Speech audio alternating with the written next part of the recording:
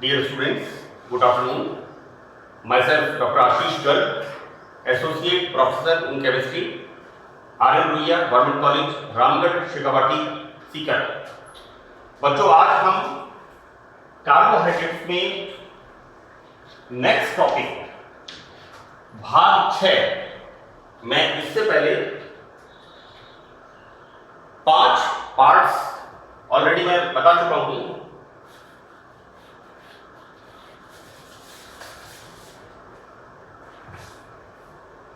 इस छठे पार्ट में हम ग्लूकोज का हावर्थ स्ट्रक्चर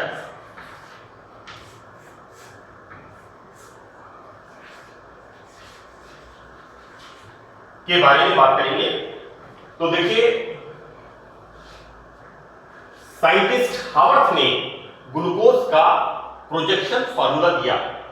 तो क्या प्रोजेक्शन फार्मूला दिया? मैंने इससे पहले आपको बताया था, इस तरह के compounds homocyclic, these are the homocyclic compound. And यहां पर क्या हो गया, एक ऑक्सीजन हेटेरो एटम आ गया। तो this is the ring, pyran ring. तो हावर्थ ने पाइरेन रिंग में ग्लूकोज के स्ट्रक्चर को रखा और उसको क्या कहा, पाइरेनोस। यानी it's a 6 membered ring, pyran is a 6 membered ring. तो इसके अंदर हावर्थ ने बताया कि ग्लूकोज पाइरेन का डेरिवेटिव होता है और उसको दिया, उसने ये नाम दिया, दैट इज पाइरेनोस। इस संरचनाओं को हम क्या कहते हैं, ग्लूकोपाइरेनोस। बच्चों, यदि पाइरेन रिंग में फ्रक्टोज को रखते हैं तो स्ट्रक्चर हो जाएगा फ्रक्टोपाइरेनोस। ओके, तो हावर्थ ने ग्लूकोज के अल्फा ग्लूकोज और बीटा ग्लूकोज को, जो मैंने आपको प्रीवियस लेक्चर्स में बताया है, उन स्ट्रक्चर्स को पाइरेन रिंग में रखा। क्या किया उसने, ग्लूकोज का जो स्ट्रक्चर था उसमें अल्फा ग्लूकोज का और बीटा ग्लूकोज का जो स्ट्रक्चर था, मैंने अल्फा ग्लूकोज का स्ट्रक्चर ये बताया था।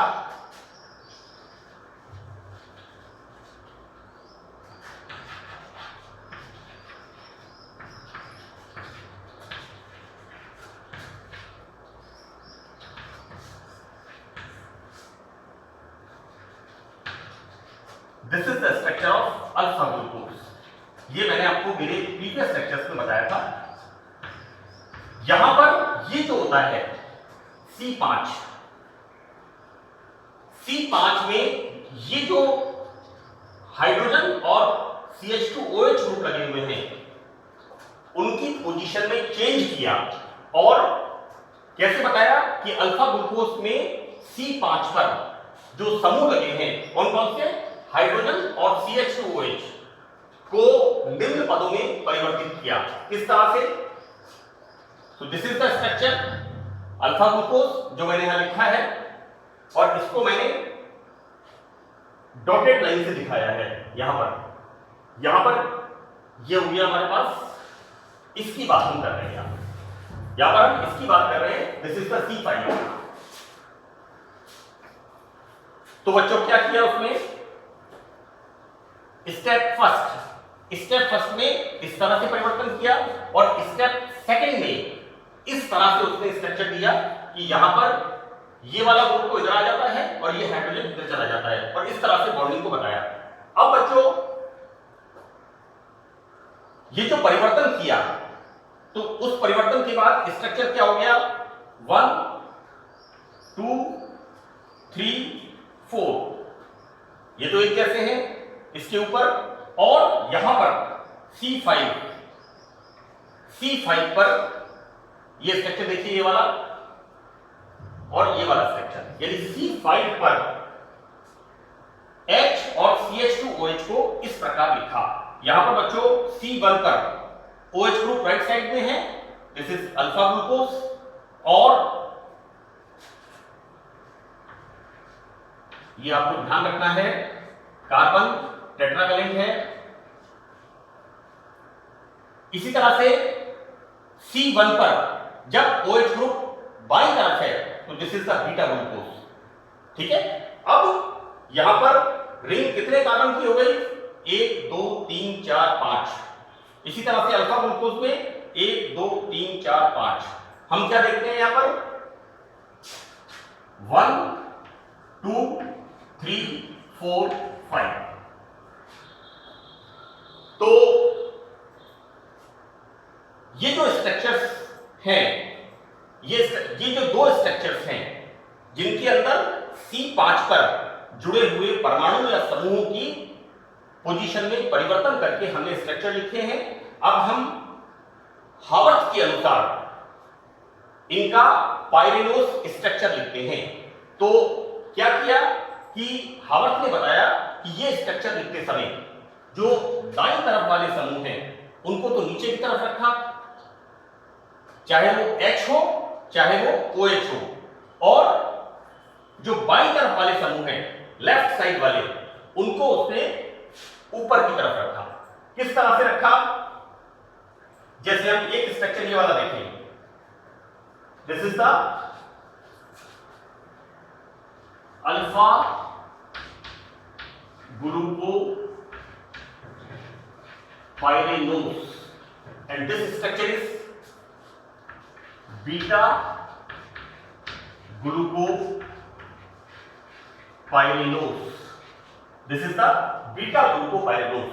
तो बच्चों जैसा मैंने आपसे कहा C1 पर दाईं तरफ वाला ग्रुप नीचे की नीचे की तरफ है C1, नेक्स्ट C2, C या नीचे की तरफ है, नेक्स्ट थर्ड में ये H, फिर OH और उसके बाद वापस H, और जो इधर वाले ग्रुप थे बाईं तरफ वाले लेफ्ट साइड वाले उनको ऊपर की तरफ रखा। तो इस प्रकार से बीटा ग्लूकोज का स्ट्रक्चर भी यहां पर लिखा गया। और बीटा ग्लूकोज के स्ट्रक्चर में हम क्या देखते हैं? यहां पर H दाईं तरफ वाला नीचे की तरफ है, उसके बाद OH C2 पर है, फिर H C3 पर है, यहां पर OH C4 पर, OH C4 पर है, एंड देन अगेन H, इस तरह से। तो कुल मिलाकर के हम क्या देखते हैं कि ये जो पाइरेन रिंग है, ये पाइरेन रिंग क्या है? 6 मेंबर्ड हेटेरोसाइक्लिक रिंग।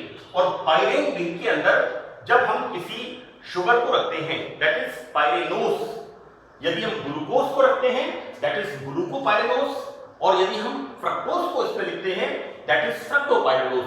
तो इस प्रकार से हावर्थ का प्रोजेक्शन फॉर्मूला हम समझाते हैं कि हावर्थ ने किस प्रकार ग्लूकोज के अल्फा ग्लूकोपाइरेनोस एंड बीटा ग्लूकोपाइरेनोस स्ट्रक्चर दिए। So that's all in this lecture. Next lecture में हम ये देखेंगे कि ये जो लिंकेज है 1 2 3 4 एंड 5, तो बच्चों नेक्स्ट लेक्चर में ये बहुत इंपॉर्टेंट है कि ये जो लिंकेज बनती है CHO और OH की, this is the hemiacetal linkage. तो हेमी एसिटेट लिंकेज जो बनती है इसमें जो बॉन्डिंग होती है वो C1 और C5 में ही होती है, जबकि C4 में भी OH ग्रुप उपस्थित है, यहां पर नहीं होती है। इसको हम स्टेप बाय स्टेप प्रूव करेंगे। सो इन दिस लेक्चर हमने पढ़ा हावर्थ का ग्लूकोज का projection formula. That's all, thank you.